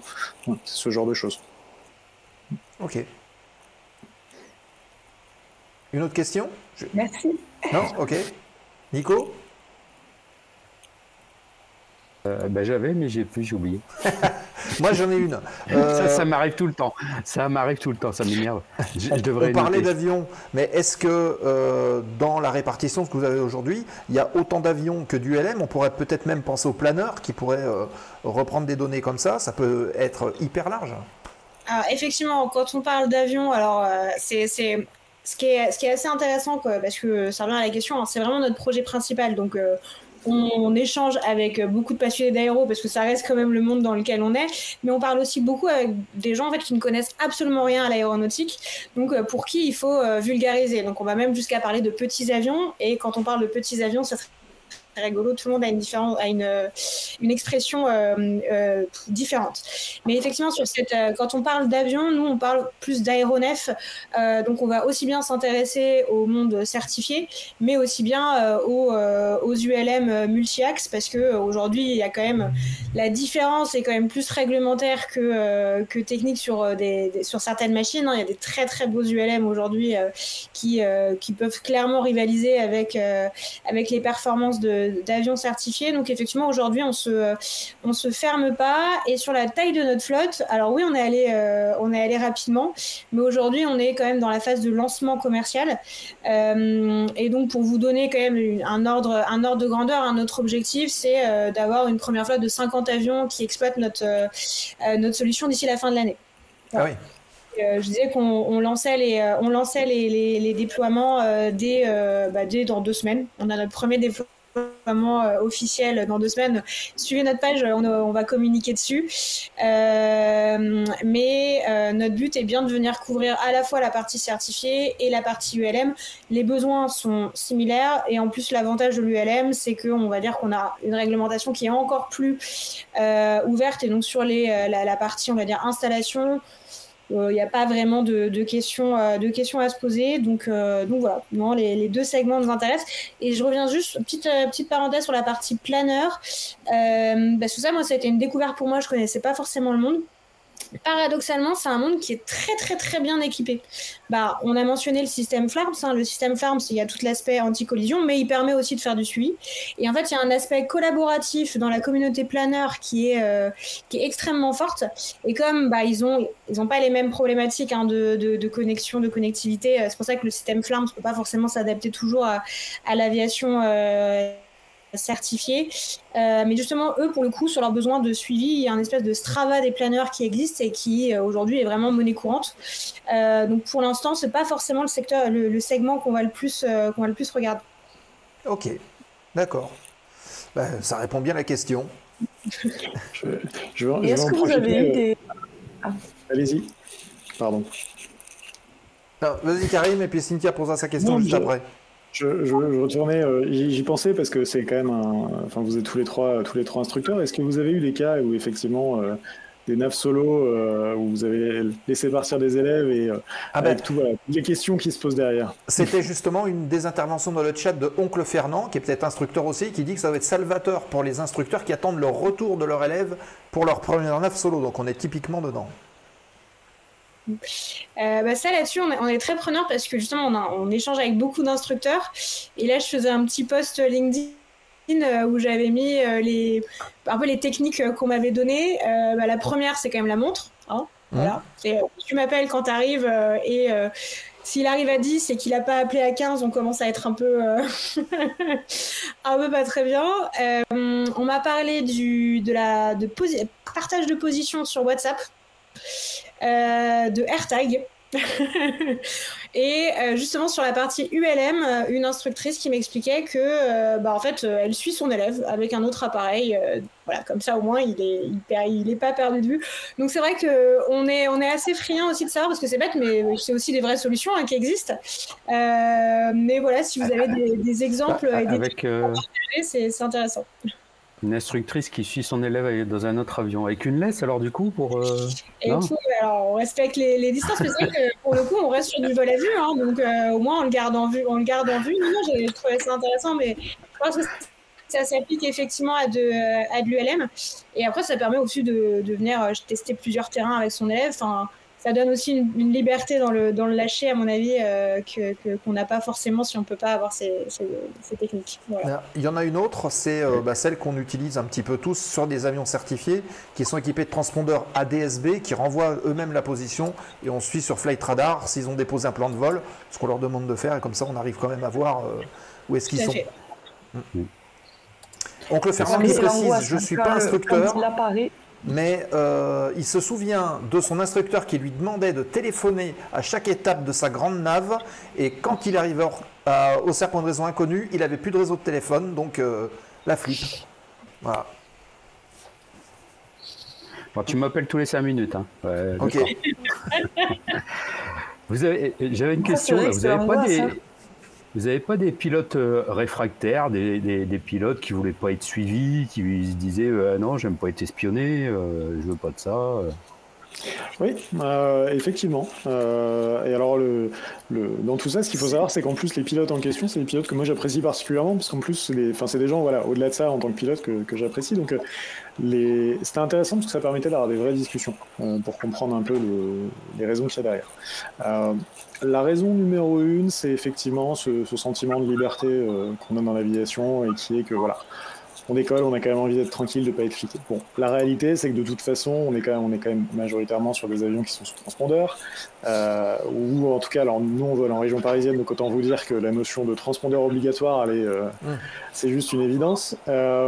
Donc, bon, cet aspect-là, je le comprends, je l'entends. Après, encore une fois, c'est vrai quand on est propriétaire de l'avion, peut-être, c'est moins vrai quand on n'est pas propriétaire de l'avion. C'est-à-dire qu'effectivement, quand on est dans un aéroclub, c'est l'aéroclub qui est propriétaire, le pilote, il est utilisateur.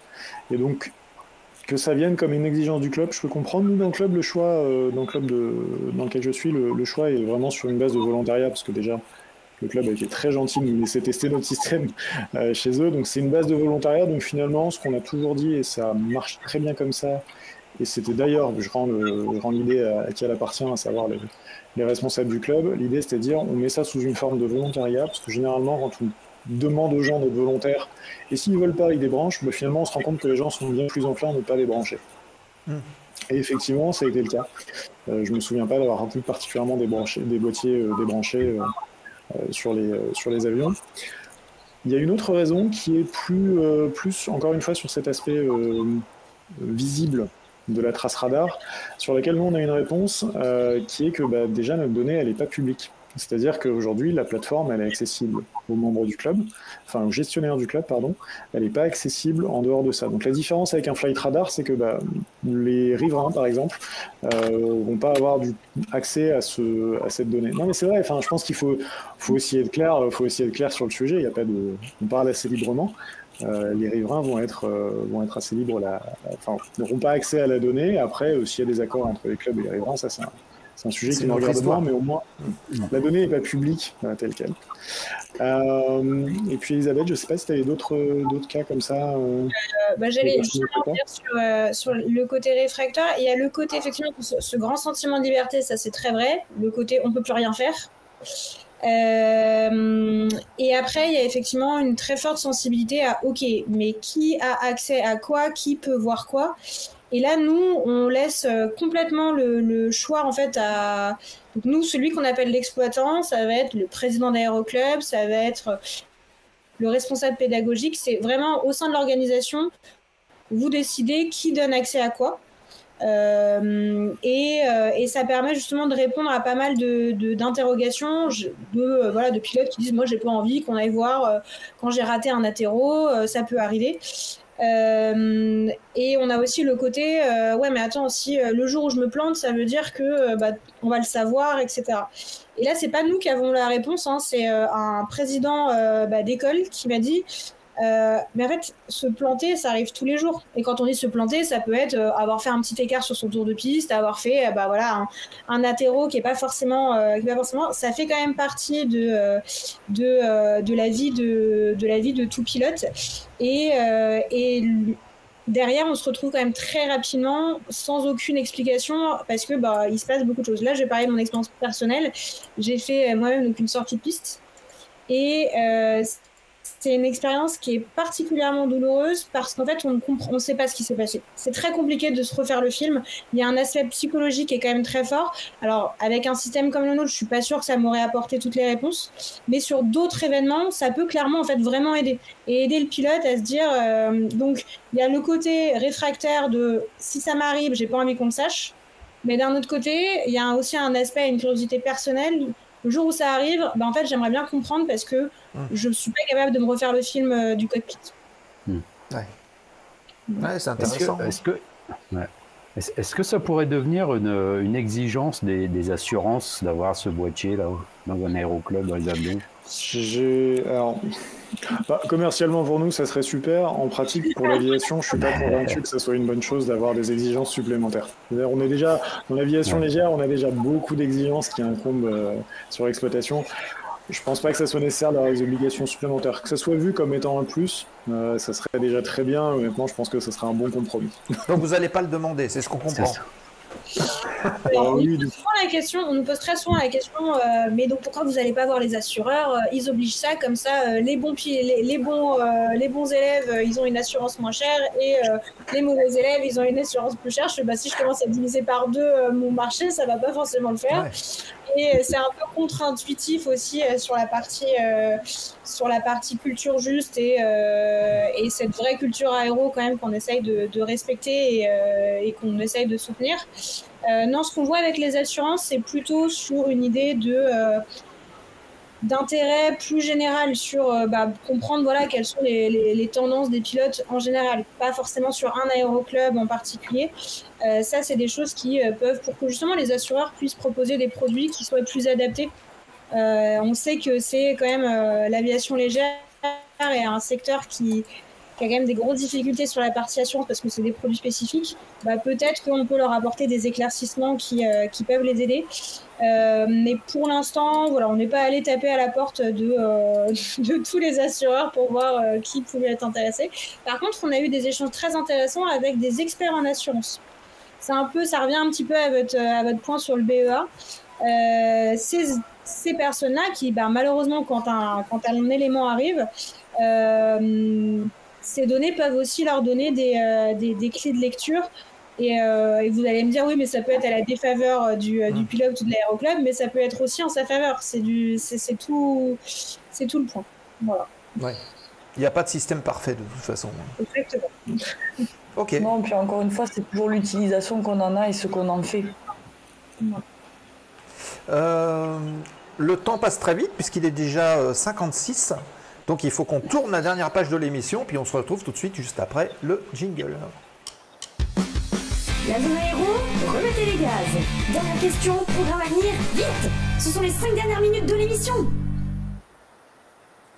Allez, les 5 dernières minutes de l'émission de cette zone aéro ce soir, avec Elisabeth, Karim, Foxtrot Aviation. On a parlé de plein de choses intéressantes. On va aborder ces 2 petites questions, ou interventions du chat. Vince qui confirmait, qui dit de son côté, lui, son FI, il était très confiant, et il lui dit, bah t'y vas, tu reviens. Donc pas de suivi, rien du tout. Et puis cette bonne question de Philémon qui dit la confidentialité, quid de la confidentialité des données? Est-ce qu'il y a une demande qui a été faite à la CNIL, donc la Commission nationale informatique et liberté, pour exploiter ces données-là, et comment ça s'est passé? Alors, il faut savoir que nous, la donnée est rattachée à l'avion. Elle n'est pas rattachée à un pilote. Donc en fait, on ne traite pas de données personnelles directes. On peut en traiter de manière indirecte. Mais donc ça ne rentre pas dans les prérequis de faire une demande à la CNIL. Donc elle n'a pas été faite, voilà. Et ça, on a couvert ce point-là. Encore une fois, nous, notre boîtier, il est rattaché uniquement à l'appareil. La personne qui peut faire le lien, et aujourd'hui la donnée est accessible que au président d'Aéroclub qui a le droit au niveau de la sécurité d'avoir accès à cette donnée. Le jour où effectivement on viendra se connecter par exemple à un open flyer, effectivement cette question-là se posera et là-dessus on est accompagné par des experts dans le cadre justement des différents écosystèmes dans lesquels on évolue et on se pliera à la réglementation qu'on nous demandera. Voilà. D'accord. Ok. Nico, Cynthia, si vous avez quelques questions qui traînent. Moi, je trouvais ça fascinant. C'est plutôt une remarque que je trouve que c'est une super idée. Il fallait y penser de faire une sorte de boîte noire, comme on disait que c'était une boîte qui était noire, de faire ça pour les aéroclubs parce qu'en effet, je trouve que ça manque. Moi, je me souviens des heures à attendre un avion qui n'arrivait jamais parce qu'en fait, ils avaient dérouté pour aller chercher de l'essence et puis finalement, personne ne vous appelle, vous attendez, vous n'avez pas votre vol. En fait, ce petit tracking de savoir où est l'avion, ça peut aider. Et puis même pour rentrer les heures, parfois c'est « Oh mince, j'ai oublié de noter. Ah mais tu l'as noté, moi non plus, je l'ai pas noté. Oh mais mince, alors on va mettre à peu près. » Là, tout ça, ça facilite énormément. Donc la technologie est en la faveur du pilote pour aider. Et encore une fois, c'est l'utilisation qu'on en a. Et je pense que les pilotes doivent pas le voir d'un mauvais œil, puisqu'au contraire, c'est pour aider et pas pour dénoncer. Et au contraire, c'est vraiment pour faire avancer les choses.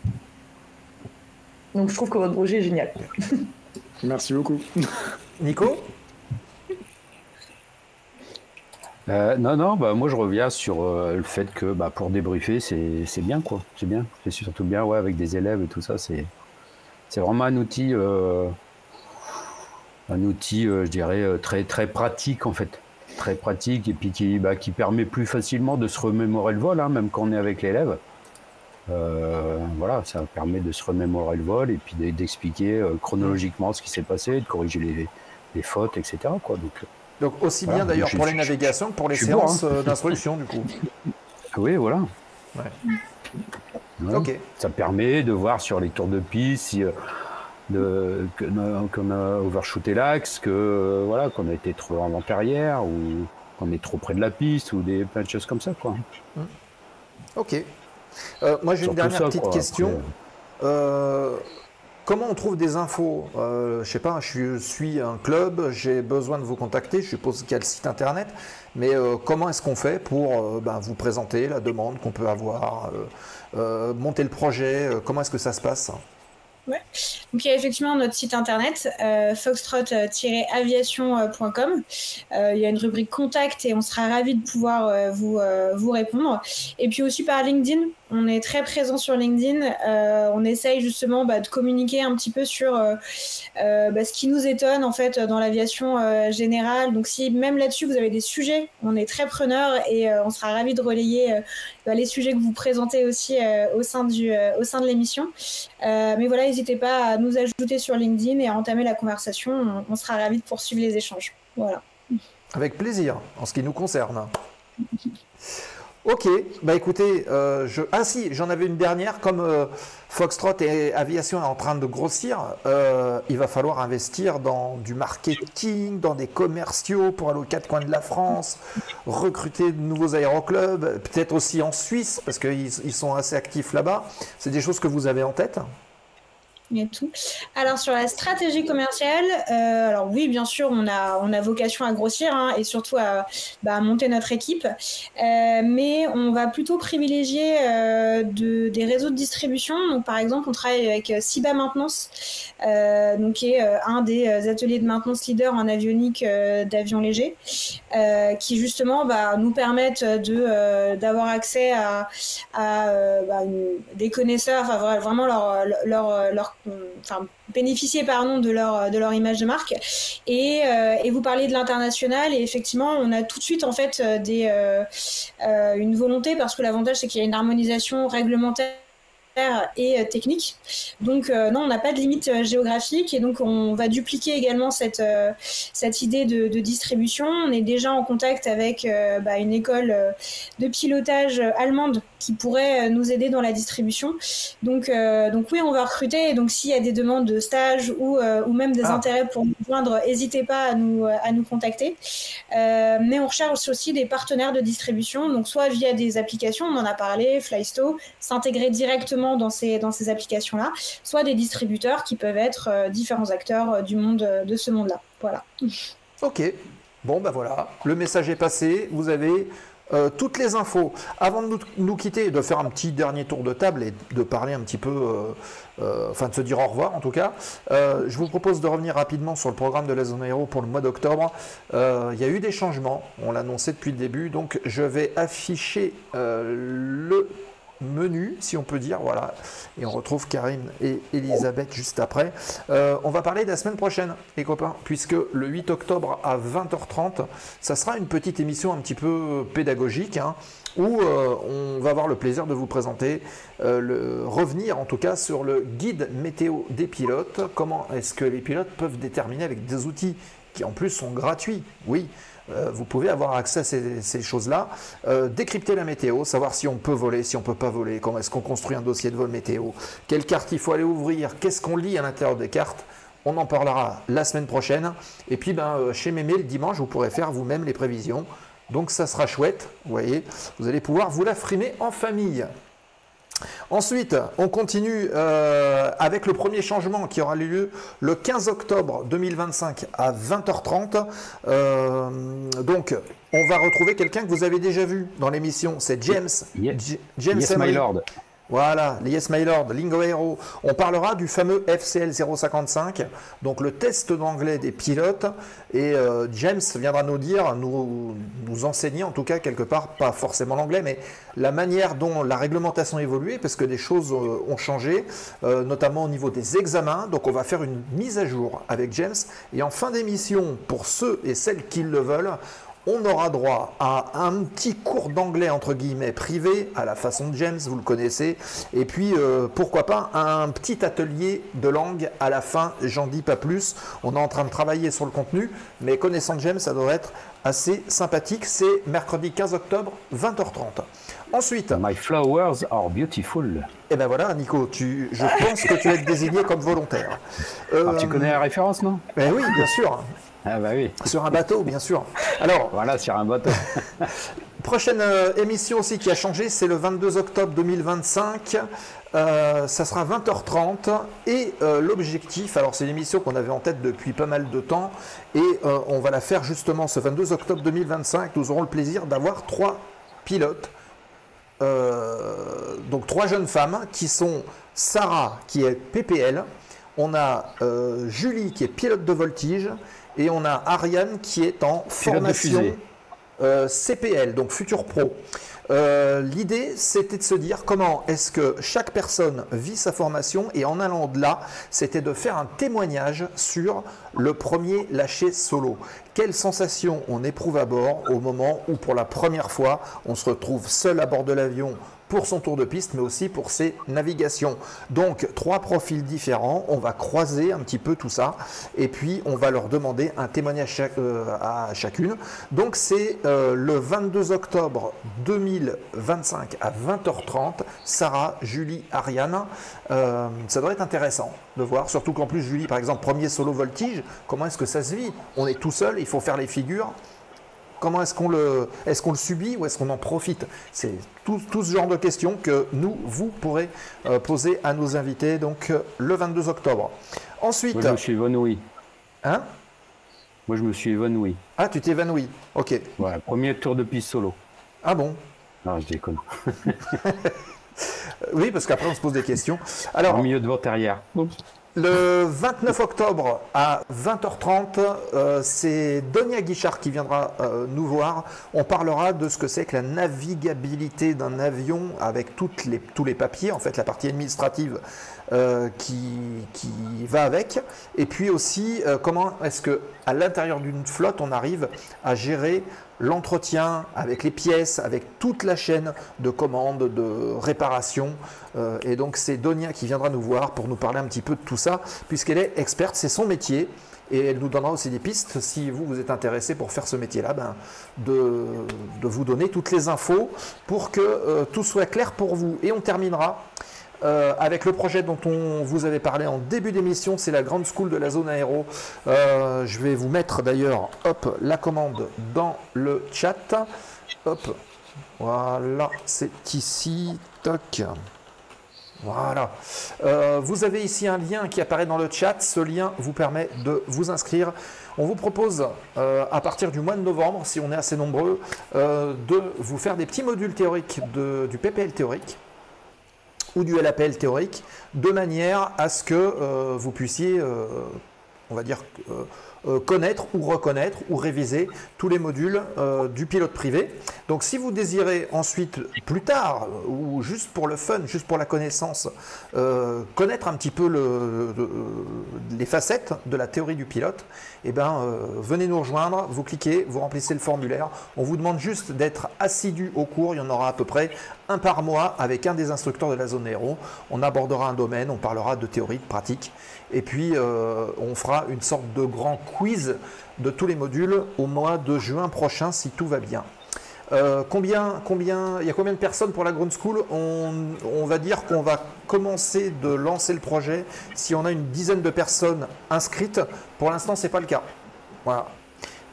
J'ai pas réactualisé les stats, j'irai voir, mais pour l'instant, on n'est pas encore à 10. Donc, si vous connaissez des gens qui peuvent être intéressés, partagez le lien, hein, vous faites un copier-coller, et puis parlez-en autour de vous, de manière à ce qu'on soit le plus nombreux possible. C'est plus cool aussi pour les intervenants qui pourront venir de droite vers la gauche. Oui, Cynthia. Oui, pardon, je voulais dire, c'est pas très long, en plus c'est 9 modules, donc un par mois, ça fait 9 mois, c'est l'année scolaire, quoi. Donc, venez tenter l'expérience. Voilà. Bah écoutez, on a fait le tour, on va retrouver nos invités qui vont réapparaître ici, et puis on va faire un petit tour de table pour le mot de la fin, et encore une fois, honneur aux dames.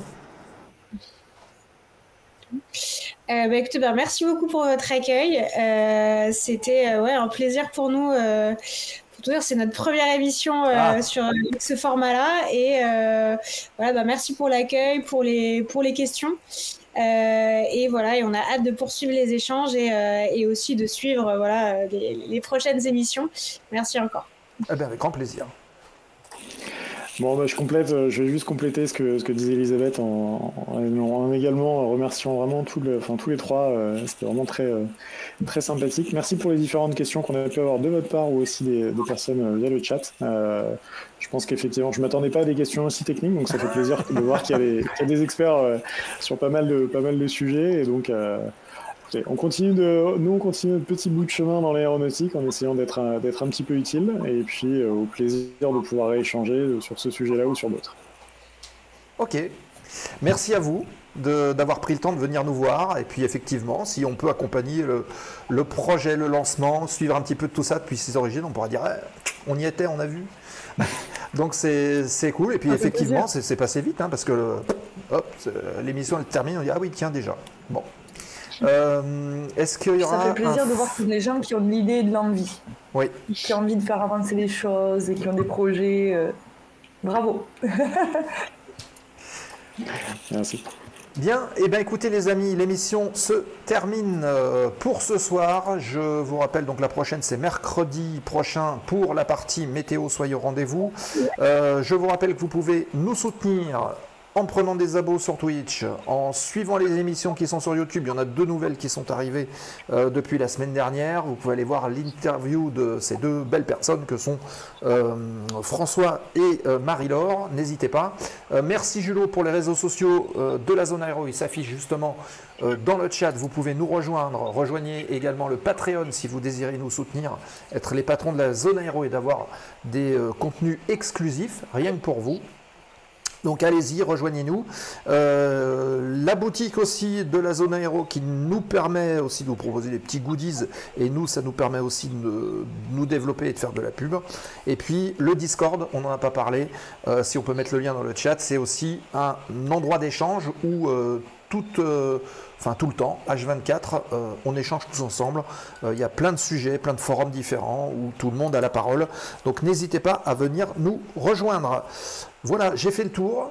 Merci à toutes et tous. Dans un instant, vous restez le temps du raid. Hein, vous connaissez la façon de faire. Hein. On va sur une autre chaîne. Donc restez avec nous le temps du générique. Et puis on bascule. Et Julot va mettre, voilà, les petits icônes dans le chat. Vous faites un copier-coller. Vous envoyez en masse copier-coller les émotes sur la chaîne chez qui on arrive pendant le générique. Et puis nous, avec les invités, on fait un petit débrief tout de suite. Donc on se retrouve. Bonne soirée, fly safe pour ceux qui volent. Merci Nico, merci Cynthia, merci Elisabeth, merci Karim. À la prochaine. Bye bye. La Zone Aéro, l'émission.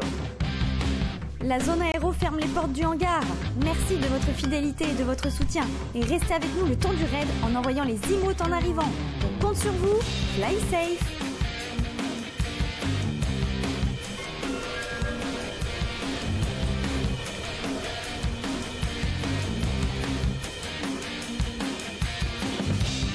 La Zone Aéro, l'émission.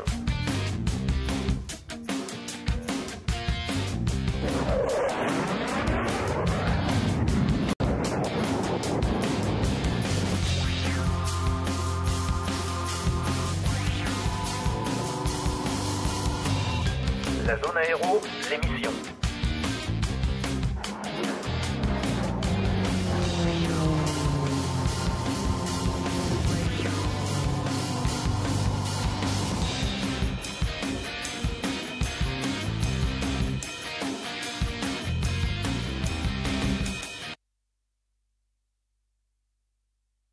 Et voilà, normalement, c'est tout bon. RGB Dual 1, est-ce que ça, je sais que je l'ai. J'espère que les questions n'étaient pas trop bêtes.